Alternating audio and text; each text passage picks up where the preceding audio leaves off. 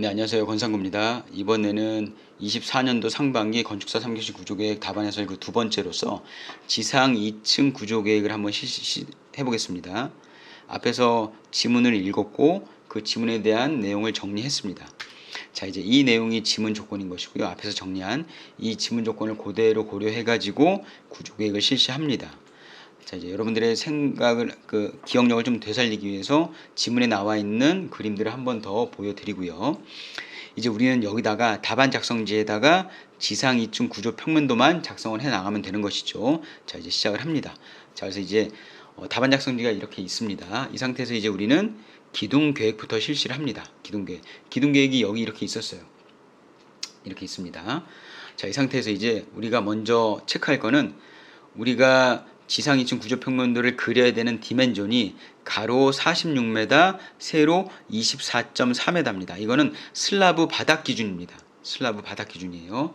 이 상태에서 자 봅니다. 이 상태에서 여러분들은 이제 기둥 간격을 결정하는데 우리는 여기 보시면 기둥의 여러 가지 조건 중에서 가장 손쉽게 가장 명확하게 기둥을 결정할 수 있는 조건이 뭐가 있을까요? 제가 여기에다가도 적어놨지만 여기서 제일 쉬운 기둥 간격 결정 내용은 5번에 기둥 간격 9.0m 이하로 하는데 X축 방향은 동일 간격 등 간격으로 하라고 하는 게 가장 확실한 기둥 결정 조건입니다. 이렇게 되는 것이죠. 자, 보시면 여기 보시면 46m가 있는데 우리가 기둥의 간격을 결정한다라고 하는 거는 기둥의 중심 간격을 가지고 결정을 하는 것이죠. 그래서 46m가 있는데 거기서 양쪽에 기둥의 절반씩을 뺍니다. 중심 간격을 잡아주기 위해서. 그래서 45.6m가 기둥 간격 결정 구간인 것이에요. 45.6m. 그래서 여기 보시면 왼쪽에 200, 오른쪽에 200을 뺀 실제로 기둥 중심간 간격은 45.6m가 됩니다. 이 상태에서 자, 우리가 믿는 건 이제 이거 하나죠. X축 방향은 동일 간격이다. 등 간격이다. 그러면 일단 최대로 쓸 수 있는 기둥 간격이 9m니까 9m로 한번 나눠 봅니다. 그랬더니 딱 떨어지나요? 아슬아슬하게 안 떨어집니다.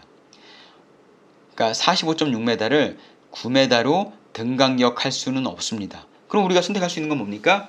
5등분이 안 되면 우리는 6등분 할 거야. 그래서 45.6m를 6등분 하면 7.6m가 나오는 것이죠. 그래서 손쉽게 X축 방향은 45.6, 45.6m에서 45.6m 하면은 7.6m가 나옵니다. 그래서 이 7.6m를 X축 방향의 기둥 간격으로 하겠습니다. 쉽죠? 그래서 여러 가지 변수 중에서 여러분들이 가장 확실한 것부터 결정을 하고 넘어가야 됩니다. 자, 다음 보시면 그래서 우리가 X축 방향의 기둥 간격을 7.6m로 결정을 했습니다. 이렇게. 그래서 쭉 그 방향대로 기둥을 배치했어요. 자, 이 상태에서 이제 생각을 떠올리기 위해서 요걸 하나 가져옵니다. 이게 뭐였냐면 앞에서도 보셨던 것처럼 A, B, C, D 요 구간은 최소 6m 이상 확보한 다음에 그 안쪽으로 오프닝을 설치하라고 되어 있어요. 그래서 위에, 아래, 오른쪽, 왼쪽에 6m를 확보하고 그 내부에다가 오프닝 설치 영역이라고 나와 있는데 여기 보시면 오프닝 설치 영역인데 정확히 말하면 오프닝 설치 가능 영역인 것이죠. 실제 오프닝은 이 면적보다도 작아지니까. 그래서 지금 요 면적이 요 색깔로 표현해 있는 요 영역이 오프닝 설치 가능 영역이 되는 것이죠. 그러니까 지금 현재까지 결정될 수 있는 내용들을 제가 여기다가 적어 놓은 겁니다. 됐죠? 자, 그 상태에서 이제 봅니다. 자, 됐어요. 여기 요 디멘전은 결정이 됐고요. 이제 우린 여기서 뭘 해야 되냐면 Y축 방향 기둥을 결정해야 됩니다. Y축 방향 기둥 결정. 근데 Y축 방향 여기 보시면 Y축 방향은 임의 간격이라고 했습니다. 그래서 여러분들이 뭐 느낌상으로 딱딱딱딱 기둥을 결정할 수는 없어요. 이 부분. Y축 방향은. 이 Y축 방향은 뭐에 영향을 받습니까? 그렇죠. 주차 대수 8대. 근데 주차 그 단위 영역이 2.8m에서 5.5m. 요걸 고려해 가지고 요쪽으로 기둥을 피해서 뭐가 배치될 수 있는지를 그렇죠. 주차 대수 8대가 확보될 수 있는지를 먼저 따져줘서 그걸 피해 가지고 뭘 결정하셔야 된다고요? 기둥 간격을 결정하셔야 됩니다. 그러니까 이때부터 어려워지는 거예요. X축은 쉽게 결정이 됩니다. 근데 Y축이 문제인 것이죠. 자, 이 상태에서 봅니다. 자, 위에도 이렇게 기둥이 배치됐다면 밑에도 동일하게 이렇게 배치되는 건 디폴트인 것이고요. 이 상태에서 자 보세요. 이 바닥 면적이 24.4m예요. 그러면 중심 간격, 기둥 중심 간격은 뭡니까? 위에서 200 빼고요. 밑에서 200 빼고요. 그래서 24m가 기둥 중심 간격이 됩니다. 자, 그래서 24.4m에서 24m까지는 이해가 되시는데 여기는 보시면 그러니까 기둥폭 400을 두 개를 뺐어요. 이게 뭘까요? 그렇죠. 주차 영역은 기둥 간격, 기둥하고 간섭이 되지 않아야 되기 때문에 온전하게 기둥을 모두 제외한 나머지 거리를 가지고 계산돼야 됩니다. 그래서 우리가 실제로 주차 영역을 배치할 수 있는 그 디멘전은 전체 23.6m인 거예요. 자, 보시면 그러면 23.6m에 주차폭 2.8m로 했을 때 과연 8대가 들어올지 안 들어올지를 확인해 보니까 8.43대가 나오네요. 그러니까 충분히 몇 메타 안에요? 요 24m, 정확히는 23.6m 안에 8대가 배치가 가능합니다.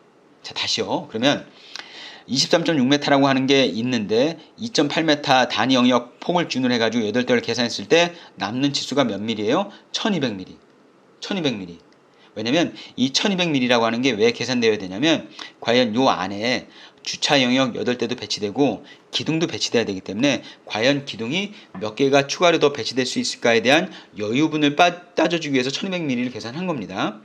그러니까 기둥폭 하나가 400mm니까 요 치수대로 보면은 주차 대수를 피해서 기둥 최소한 몇 개까지는 또 설치가 가능해요?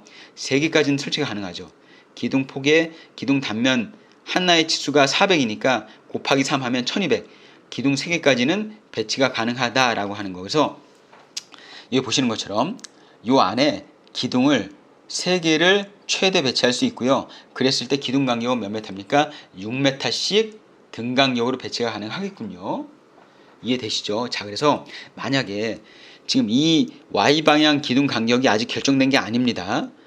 주차 대수를 고려해가지고 최대한 넣어보니까 이렇게 배치가 되더라고 하는 거죠. 자, 그럼 이제 이 상태에서 자, 우리가 위 아래 부분에 기둥을 배치하고요. 내부에도 기둥을 배치했을 때, 3대를 배치했을 때 2대, 2대, 2대, 2대 해가지고 이렇게 총 8대가 배치가 됩니다.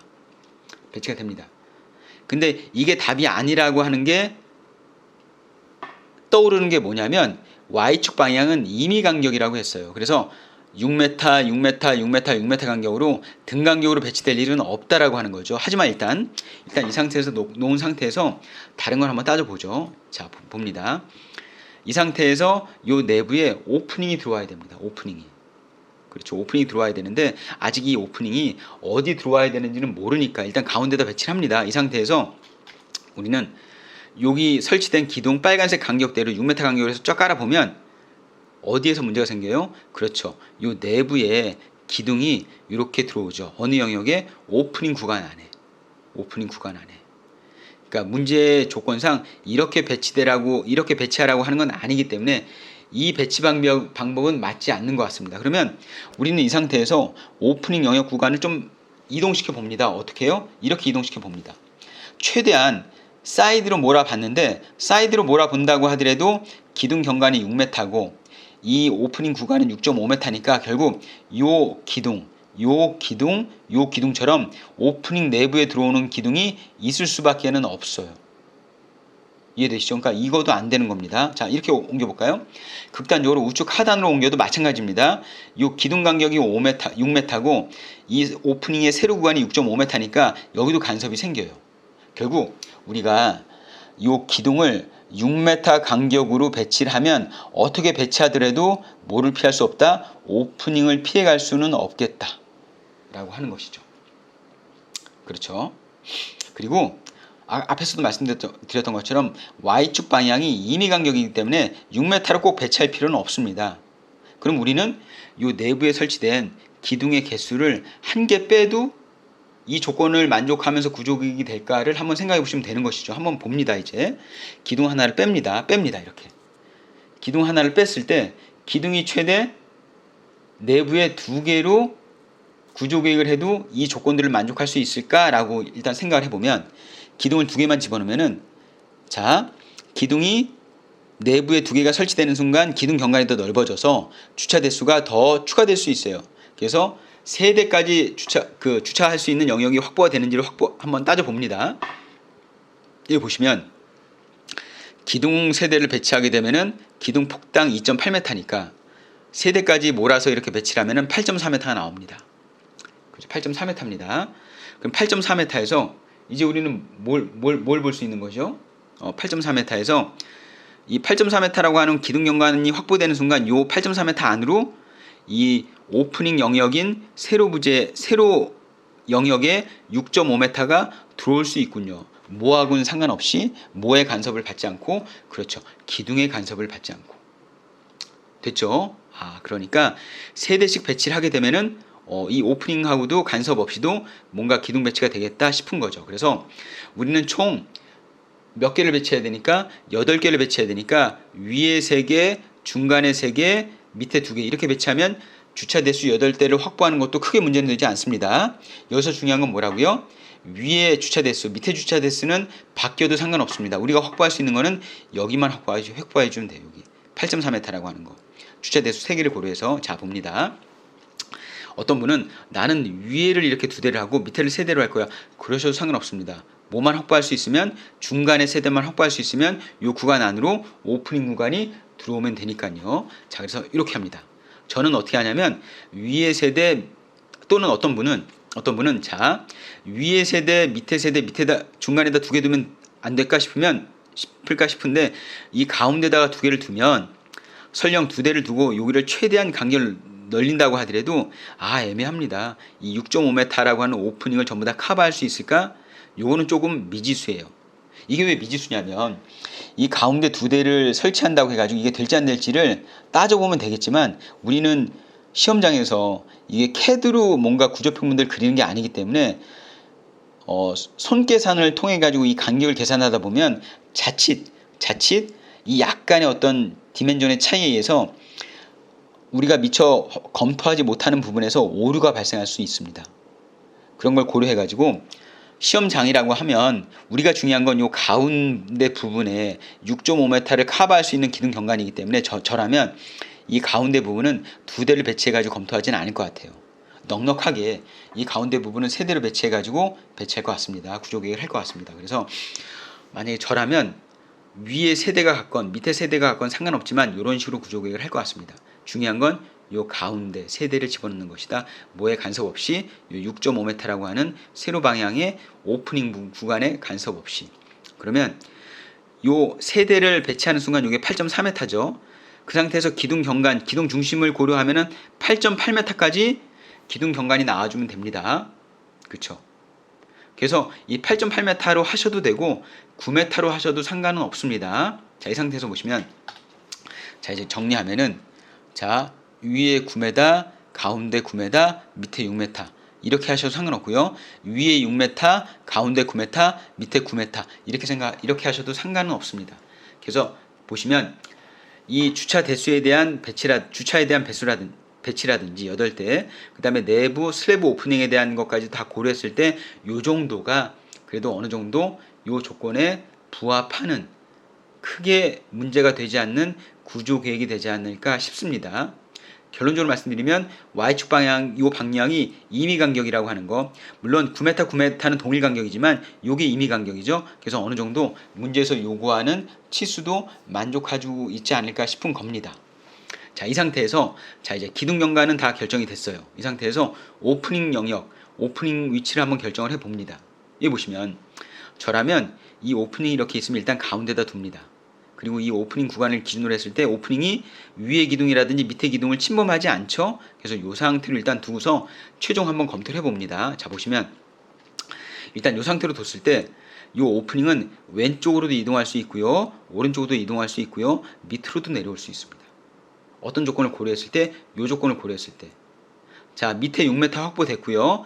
왼쪽에 7m 확보됐고 7.6m 확보됐고요. 대략 위에 9m 확보됐고요. 그 다음에 위쪽 우측으로도 7.6m 확보됐기 때문에 지금 요 그림 위에서 얘기되어지고 있는 평면 개념도에서 요구하는 최소 6m는 다 만족을 하면서 배치를 할 수 있을 것 같습니다. 그러면 이 상태에서 오프닝 구간을 위쪽으로 이렇게 모시는 분들도 계실 거고, 어떤 분은 아니야, 나는 이 오프닝을 밑으로 내릴 거야. 그러셔도 상관없습니다. 어차피 평면은 대칭이기 때문에.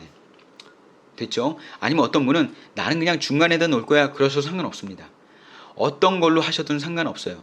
어떻게 하시던 다 뭐를 만족하기 때문에 주어진 기둥 조건이라든지 오프닝 조건을 만족하기 때문에 상관은 없습니다. 그렇죠? 자, 이 상태에서 이제 저는 뭘 하냐면 이제 배근을 하는데요. 저는 결론적으로 어떻게 구조 계획을 할 거냐면 저는 요걸 가지고 구조 계획을 할 겁니다. 자, 이 상태에서 이제 큰 보 계획을 해보죠. 큰 보 계획을 우리가 큰 보하고 관련된 조건은 요거밖에 없습니다. 큰 보든 작은 보든 배근을 해라. 그 다음에 보폭은 400이다.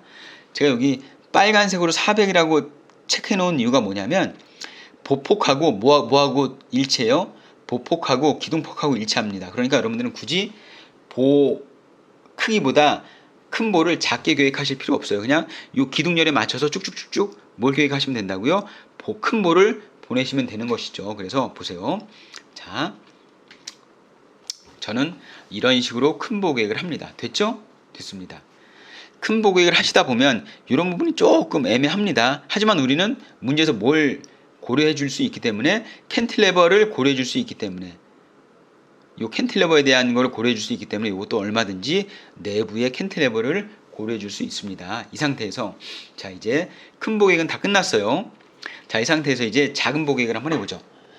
저는 작은 보 계획을 세로로 했습니다. 왜요?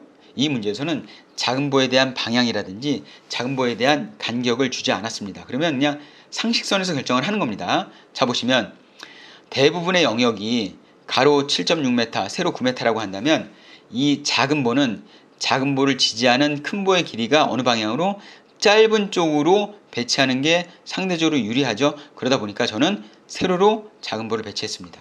물론 이 밑에를 보시면 이 밑에 아랫부분의 영역은 가로 7.6m, 세로 6m로 오히려 여기가 짧아요. 그렇다고 여기는 세로로 보내고요. 이쪽은 가로로 보낸다? 그럼 이제 뭐가 틀려집니까?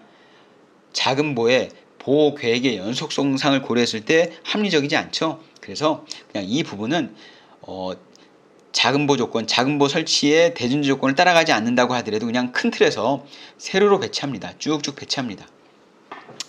이렇게 배치하고요. 그 다음에 이 부분은 굳이 이 오프닝이 있는데 오프닝을 침범하면서까지 이 작은 보를 보낼 필요는 없고요. 작은 보를 살짝 왼쪽으로 옮겨주면 우리가 일반적으로 7.6m를 반으로 나누면 3.8m니까 이 위쪽은 쭉 3.8m 등간격으로 하지만 이쪽은요 오프닝을 피해서 살짝 작은 보를 왼쪽으로 민다고 해서 크게 문제가 되진 않습니다. 그래서 여기는 3.8m 작은 보 간격, 이쪽은요 3.5m 작은 보 간격 이렇게 하시면 되죠. 이것도 한번 따져보실 필요는 있고요. 그 다음에 여기가 캔틸레버 부분입니다. 이 캔틸레버 부분은 이 기둥 중심에서부터 대략 스케일 가지고 따져보면 2.3m로 뭘 넘지 않습니까?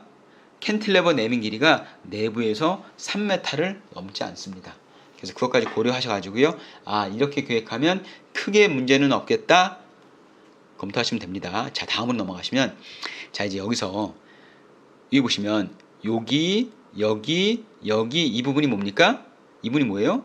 앞에서 보시면 지금 여기가 슬라브에 대한 게 내용이 안 나왔네요. 지금 여기 나와 있는 이 부분이 결국 뭡니까? 캔틸레버 슬라브에 대한 거고요. 이 캔틸레버 슬라브는 몇 변 지지입니까? 이렇게 구조 계획을 하시면 3변 지지 캔틸레버 슬라브가 되는 것입니다. 예, 그 다음에 어떤 분들은 또 아니 여기다가 작은 보를 보내도 되지 않습니까? 당연히 되죠. 가능합니다. 어떤 조건을 고려해서 이 보와의 연속성을 고려해서 물론 여기다가 작은 보를 고려하셔도 전혀 상관없습니다. 여기다 이렇게 작은 보를 계획하시면 이 슬라브, 요 슬라브가 점점 다 각각 3변 지지 캔틸레버 슬라브가 되는 것이니까 무슨 조건에 위배되지 않아요? 그렇죠. 슬라브 영역에서 캔틸레버 슬라브라고 하는 조건에 위배되지 않습니다. 어떻게 하셔도 상관은 없어요. 자, 다음에 이제 계단 위치를 결정을 하는데 자, 보시면 계단 위치가 이 오픈 부위 어디에든 상관없다고 했습니다.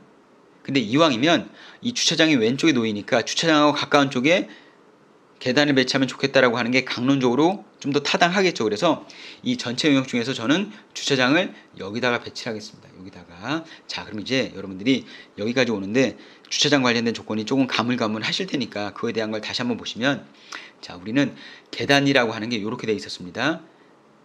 지금 제가 주차장이라고 얘기했거든요. 주차장이 아니고 계단입니다. 계단에 대한 조건을 보면 계단이 이렇게 되어 있습니다. 이 계단이 입체적으로 되어 있는데요. 요거를 평면적으로는 아마 여러분들이 이렇게 표현하셔야 될 것이고요.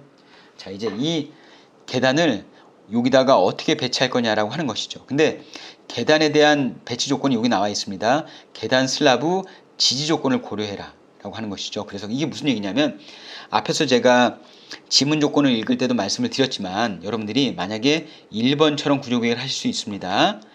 아니면 2번처럼 하실 수도 있고요. 3번처럼, 4번처럼, 5번처럼, 6번처럼, 7번처럼 여러 가지 조건으로 계단을 계획하실 수 있어요. 근데 만약에 이런 계단 조건이 위치상으로는 상관없는데 어떤 조건을 고려했을 때, 계단 슬라브 지지를 고려했을 때라고 한다면, 자, 다시 한번 봅니다. 1번 형태인 경우에는 여기가 이렇게 지지가 된 거고요. 2번인 경우에는 여기가 요 2층 바닥하고 연결되는 지지 부분입니다. 요건요, 여기가 지지, 이게 1번이고요. 여기 2번이고요. 3번으로 만약에 지지가 되면 3번은 지지되는 지지면이 하나, 두 개가 됩니다. 그러니까 상대적으로 1번, 2번보다는 뭐가 유리하다고요? 지지되는 면이 많은 3번이 유리한 것이죠. 자, 요게 5번. 제가 앞에서 1번부터 7번까지 보여드렸지만 그 중에서 구조적으로 계단 슬라브 지지에 유리한 조건은 요 3번하고 5번이 보다 더 유리합니다. 되셨죠? 요게 더 유리합니다. 근데 굳이 이제 저한테 선택을 강요하신다면, 그러면 3번하고 5번 중에 둘 다 조건이 똑같습니까? 라고 한다면, 저라면 3번하고 5번 중에서도 3번을 선택하겠어요. 왜냐면 요 5번은 요 슬라브가 요 캔틸레버 슬라브하고 만나죠. 여기가 좀 취약해 보입니다. 이왕이면 슬라브는 뭐하고 만나는 게 튼튼해요? 보하고 만나는 게 튼튼하죠. 3번인 경우에는 보하고 보하고 만나는데, 게다가 이면에 걸쳐서 만납니다. 그래서 굳이 그냥 중요한 사항은 아닙니다. 하지만 구조적으로 굳이 구분하자고 한다면 5번보다는 3번이 더 구조적으로는 유리합니다. 그래서 저는 3번으로 하겠습니다. 그래서 최종 제가 생각하는 구조계획은 이 정도가 되겠죠. 어떻습니까? 여러분들 구조계획을 해보면 뭐 이렇게 어려운 평면도는 아닌 것 같은데, 결국 여기서 중요한 건 뭐냐면 이 기둥의 위치를 결정하는 게 녹록치 않은 문제였습니다. 변수가 많기 때문에. 특히나 내부에 이 오프닝의 위치를 어디로 결정되냐에 따라서 많이 달라지기 때문에 많이들 혼란스러우실 수 있는 문제입니다. 그래서 여기까지가 동영상 해설 두 번째고요. 여기까지 해서 큰 틀에서의 구조계획은 완성을 했습니다. 그래서 이 동영상은 이렇게 마치고요. 그 다음에 마지막으로 남은 하나 동영상에는 이제 우리가 미뤄뒀던 어떤 내용들이요. 여기다가 보배근도 해야 되고요. 그 다음에 여기다가 기둥의 강축 방향도 결정하면 최종 구조계획이 완성되는 것 같습니다. 그래서 여기 이렇게 해가지고 두 번째 해설 동영상을 마치도록 하겠습니다. 예, 시청해 주셔서 감사합니다.